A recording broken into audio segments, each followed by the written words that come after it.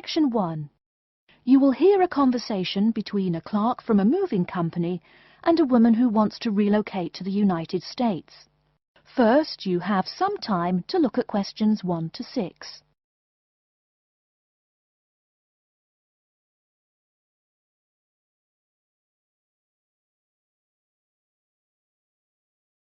You will see that there is an example which has been done for you. On this occasion only, the conversation relating to this will be played first. Good morning, ma'am, and welcome to Australia's Moving Experience. How can I help you? Well, I hope you can help me. I'm so up in the air right now. Just calm down now. Let me guess. You're moving and it has you a little confused. That's it exactly. You see, I'm relocating to the United States next month, and I'm having a hard time getting organised. Here, fill out your name and address and let me ask you a few questions. Oh, what should I call you? My name is Jane Bond. The woman says that her full name is Jane Bond, so Jane Bond has been written in the space. Now we shall begin. You should answer the questions as you listen, because you will not hear the recording a second time. Listen carefully and answer questions 1 to 6. Good morning, ma'am, and welcome to Australia's Moving Experience. How can I help you? Well, I hope you can help me. I'm so up in the air right now. Just calm down now. Let me guess. You're moving and it has you a little confused. That's it exactly. You see, I'm relocating to the United States next month, and I'm having a hard time getting organised. Here, fill out your name and address and let me ask you a few questions. Oh, what should I call you? My name is Jane Bond. OK, Jane, first of all, what's your work phone number? In case I have any questions about things. My work phone is 9463 550. But please try not to call me too often there. My boss hates personal calls. So does mine, ma'am. So does mine. And what address should we ship your things to? My new company is letting me stay temporarily at 509 Clark House. That's Clark. 1137 University Drive in Seattle. Seattle? Beautiful city, I hear. Mountains right beside the ocean almost. Cooler than Australia, too. OK, and when should we come pack your things? I guess that would be on Monday, March 11th. Do you want any help with an after-packing clean-up? We do that for a small additional charge. Yes, that would be helpful. I promised the landlord I'd give her the keys back by 5 p.m. on Thursday the 14th. Great. We'll just schedule the clean-up for that day. That way, the place will smell clean and there'll be no dust. Well, you do think of everything. Oh, how much is this going to cost? Here is a list of our basic prices. Oh dear, this seems rather expensive. Yes, ma'am, but you're paying for the best. We're careful and we're fast. Like we say, the only thing we break are speed records getting you moved. Well, maybe that's so. Oh, I nearly forgot to tell you. I don't want my furniture shipped with me. I won't be looking for an apartment till after I arrive in America. Would it be possible to put my furniture in storage here for a month, then have it sent along later?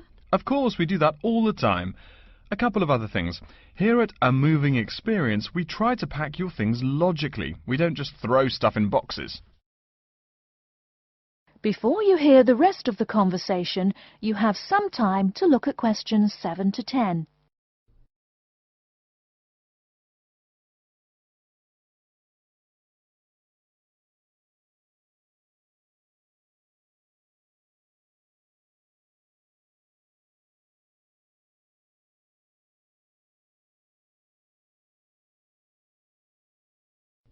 Now listen and answer questions 7 to 10.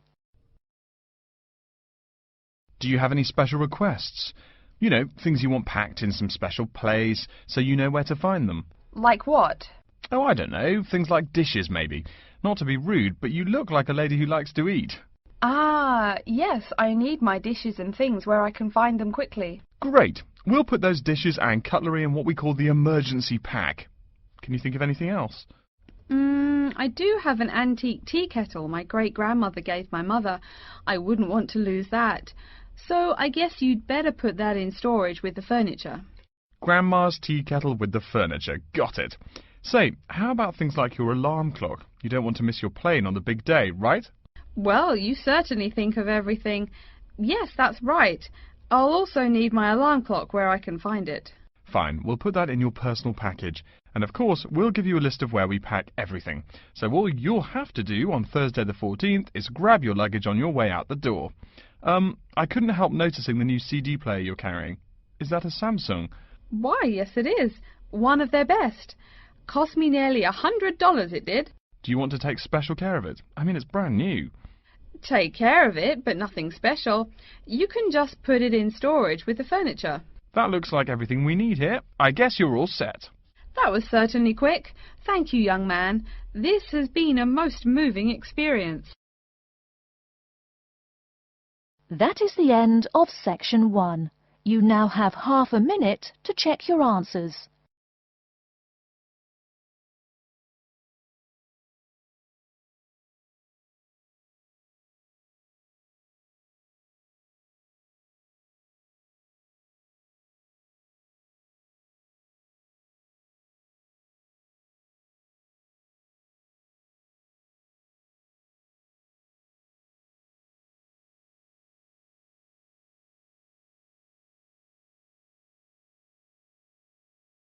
Now turn to section 2. Section 2. You'll hear an introduction to a conference on computer system language learning. First, you have some time to look at questions 11 to 16.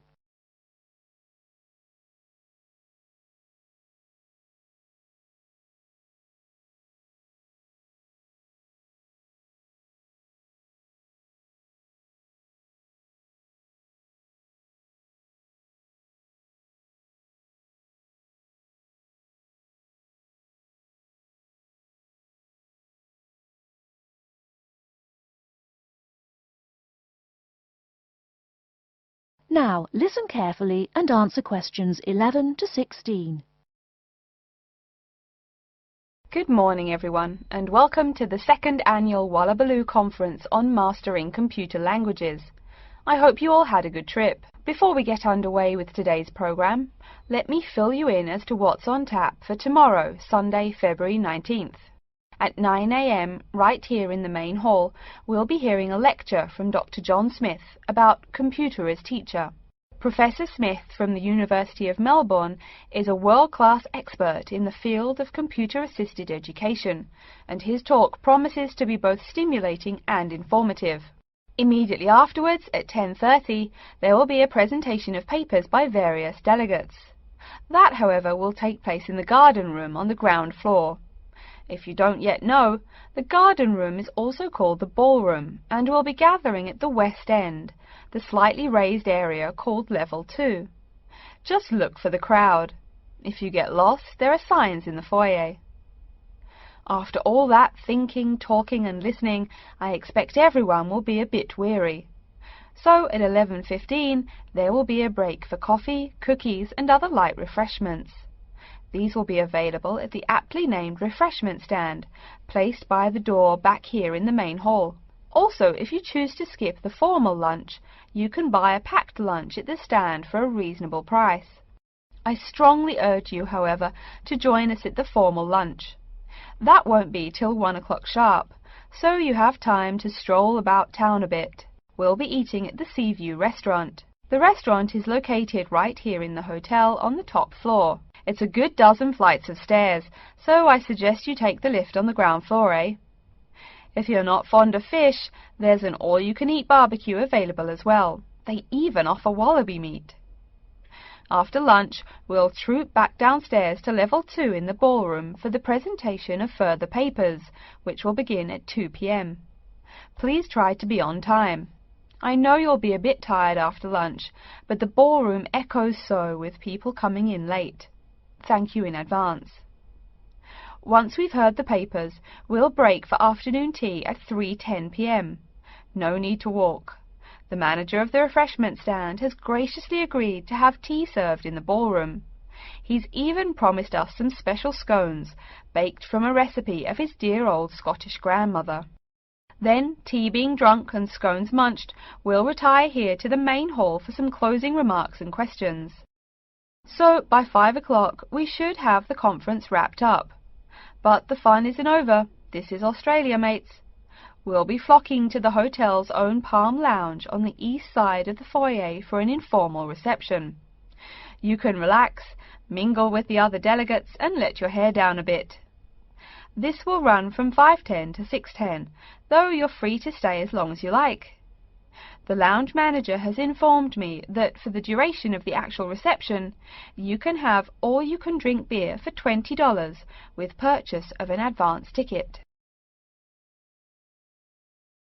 Before you hear the rest of the talk, you have some time to look at questions 17 to 20.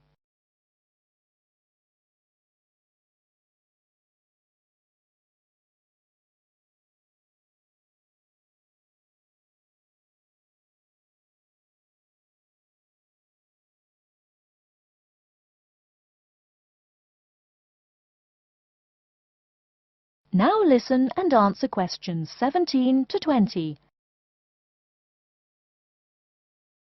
And yes, tickets can be purchased from any conference organiser or at the front desk any time between now and the start of the reception. I suggest you come by tomorrow evening to pick up the tickets, since the conference hall only holds 800 people. That way you can also get your journey planned ahead of time and be sure not to miss this truly memorable conference. If you want cocktails, however, I'm sorry, you'll have to pay for those at the regular price. Oh my goodness! Speaking of paying, I see I forgot to tell you a couple of things. The first is about lunch. The charge for the lunch will be $15 for all you delegates. If you have guests with you, the cost is $25 for the general public and $6.50 for children under the age of 10. That's $15 each, not total for everyone. Another item is about the lunch menu. I very much urge you to try the fish. I mean, look at the restaurant's name, the Sea View. As the name suggests, it is a famous seafood restaurant. The chef is a Basque from Spain, and he really gets quite put out when people ignore his fish specialities for burgers or barbecue.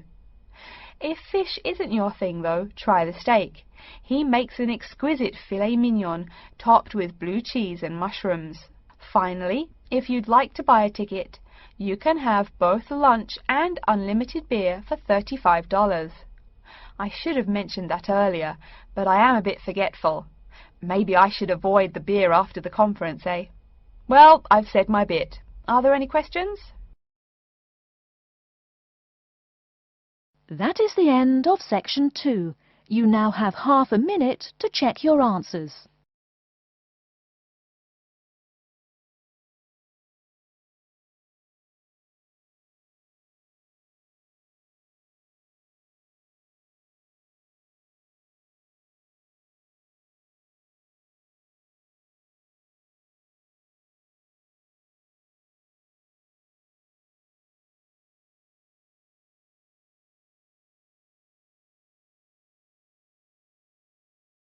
Now turn to section 3. Section 3.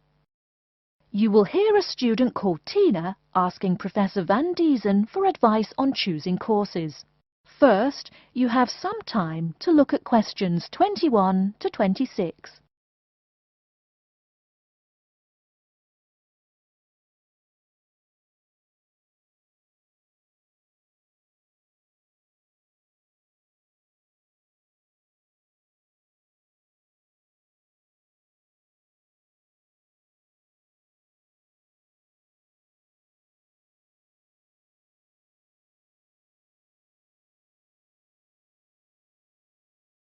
Now listen carefully and answer questions 21 to 26. Hello, are you Professor Van Diezen? Yes, I am. And who might you be? Oh, sorry, my name is Tina. I'm a freshman here. They told me I should ask you for advice in choosing courses. Well, that's part of what I'm here for. Please come in and sit down. Now, what are your questions? I almost don't know. Everything is so confusing. Like, what is a specialized course? Oh, easy.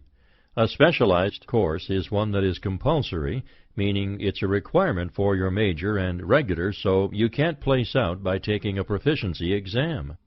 That sounds pretty strict. Then what are all these general courses? I seem to have to take so many. Nothing to be alarmed over. These are courses open to all students and not directly related to your major. The university offers these general courses to choose so that you can become more well-rounded individuals.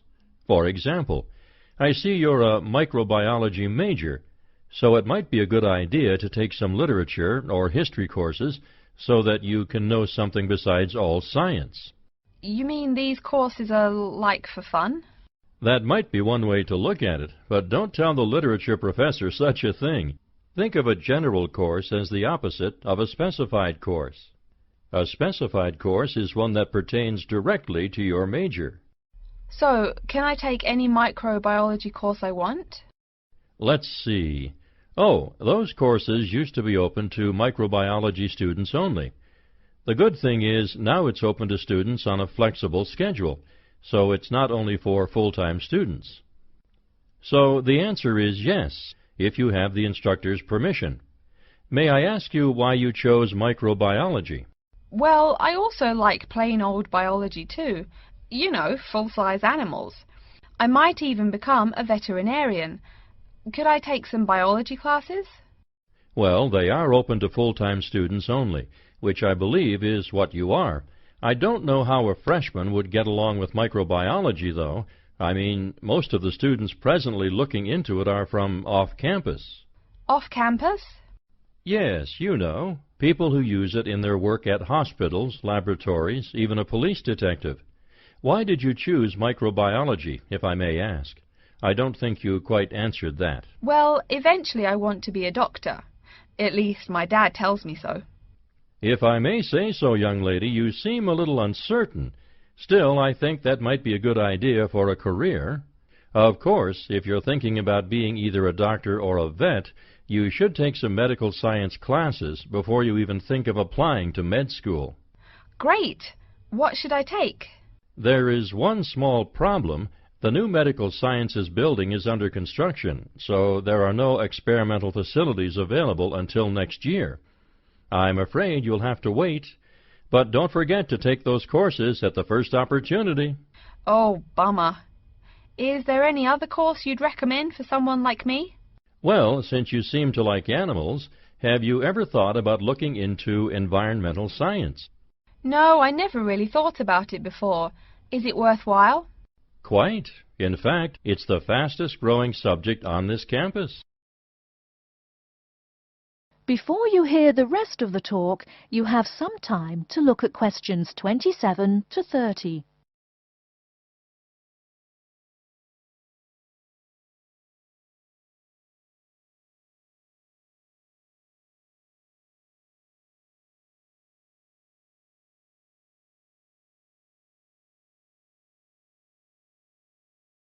Now listen and answer questions 27 to 30. I'm sorry, I couldn't help noticing the long list of classes you've written out there. May I have a look? Oh, sure. Medical science, statistics, laboratory techniques, medicine, mathematics, computing. My, a bit of everything here. Is it too much? For your first semester, yes. What I suggest is starting out by taking the compulsory courses. Like we said before, the medical science can wait. Consider taking that in your sophomore year. I think I'd put off computing, too. I recommend to all freshmen that I talk to get the compulsory mathematics out of the way as early as possible, so take that one. It'll be one less difficult course you have to focus on when the science lab opens next year, and you have to catch up on classes like laboratory techniques. Your major also requires statistics, so you have to balance 2 math classes, and no doubt you should take that. Otherwise, get your required medicine course out of the way by taking something theory-based. Oh, of course, and your environmental science class, if you're interested. The others can wait, though I think computing is definitely a good idea, even though it's not required. I see, too, on your paper there you seem to have had high marks on the entrance exam. Yeah, I guess so. Don't be shy. Have you thought about applying for a scholarship? Do they have any? I mean, my dad is always complaining about how much money it costs him. In your department there are actually 3 full scholarships available. They cover tuition and provide $1,500 cash. $1,500 cash? Party! Please, miss, the money is intended more as a textbook allowance, not party money. If you promise to behave, I'll show you how to apply. Great, and thanks. That is the end of Section 3. You now have half a minute to check your answers.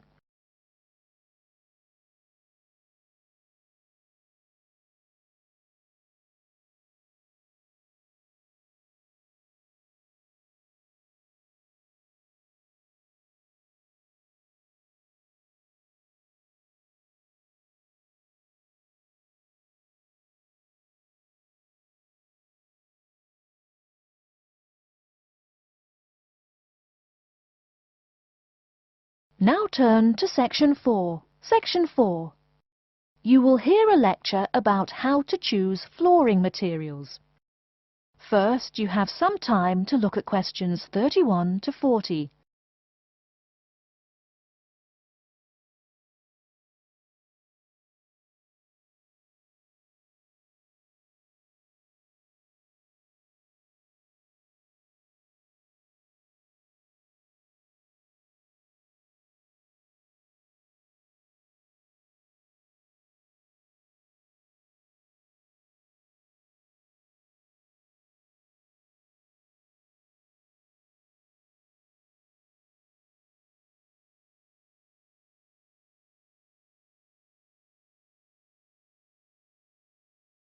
Now listen carefully and answer questions 31 to 40.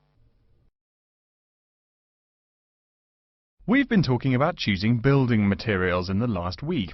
Now, a great many factors influence the choice of building materials. You can't make a house of cards, right? And people who live in glass houses and all that. Anyhow, today I'd like to say a few words about flooring. Some artificial materials can be used, like plastic for instance, which offer mixed blessings when used as a flooring surface. On the one hand, plastic is cheaper than nearly any other alternative, short of bare ground. Plastic also does not warp like wood. On the other hand, the best that can be said about plastic is that it looks like wood or stone. However, it cannot replace the real materials. As I have mentioned, I'm fixing up a new house. The decorator my wife hired told me plastic does a great job of looking exactly like plastic. Besides, it scratches easily, fades or discolours, and starts cracking within a year or two. So, if you're fitting out a sleazy hotel or plan to live in a trailer park, go with the plastic. Really though, for all intents and purposes, this leaves us with wood or stone as choices for flooring. Stone and wood are alike in at least one respect. Both go through processing before they can be put to use. Since few of us cut our own lumber or quarry our own stone, this is not perhaps a pressing concern. Still, do-it-yourselfers would do well to remember to buy only properly seasoned wood. Unseasoned wood warps, and a warped floor quickly becomes firewood, and its owner quickly becomes poorer. Likewise, except for dull-hued materials like slate or sandstone, most stone floors are polished before installation. The choice goes well beyond just wood or stone. Each type requires many further considerations. A few special remarks are called for when considering wood. For example, as always, aesthetics, personal taste and layout all play roles, as well as the type of house or room. Oh, and certainly don't forget the cost. When it comes to cost, a rule of thumb is that the softer and less exotic the wood, the lower the cost. In the US, for instance, pine is both ubiquitous and cheap. Mahogany is imported and exorbitantly expensive. If you're on any kind of budget when remodeling, it's really helpful to remember to go for the softer woods. Aside from cost, there are still lots of different factors that are important in choosing the best flooring for the job. Continuing with the example of wood, one must consider the effects of each type of wood on the mood of the room. When selecting the best wood to use, particular attention needs to be paid to its grain patterns, texture and colour. In rooms where relaxation or deep thought is the aim, say bedrooms or the study, dark, strong-grained woods are the rule. Here, the grain ought to match the furniture for a feeling of homogeneity.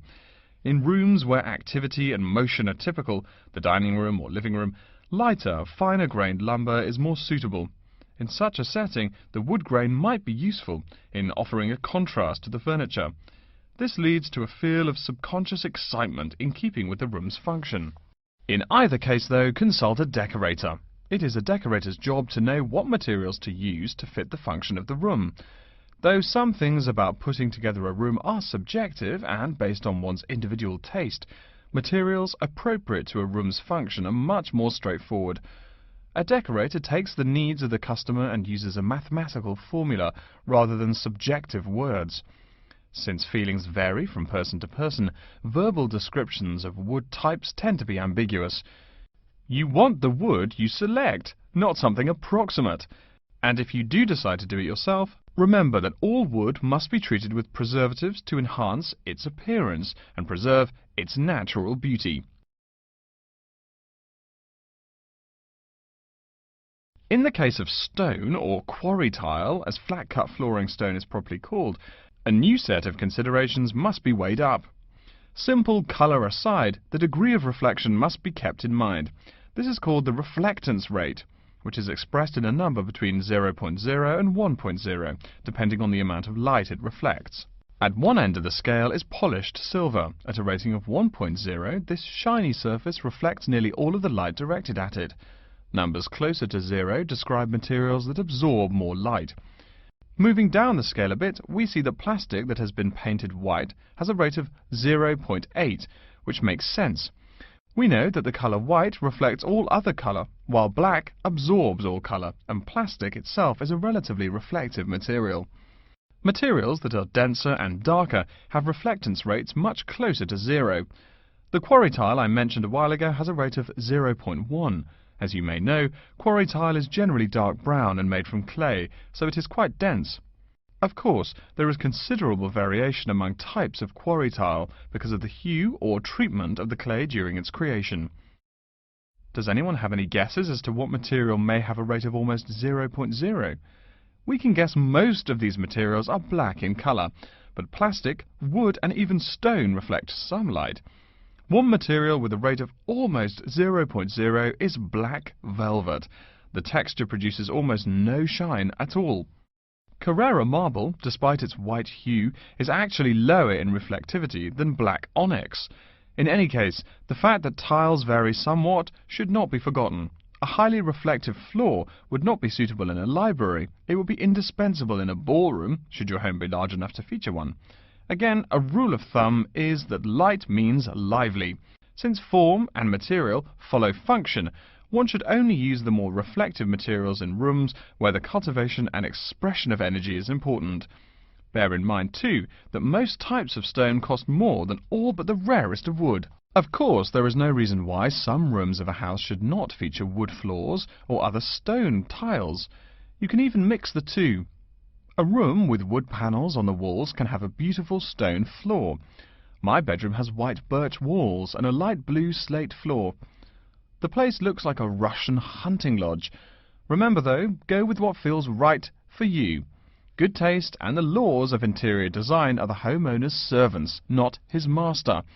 It's only beautiful when you decide it is. I mean, you're the one who lives there, not the decorator, right? Okay, are there any questions? That is the end of section 4. You now have half a minute to check your answers.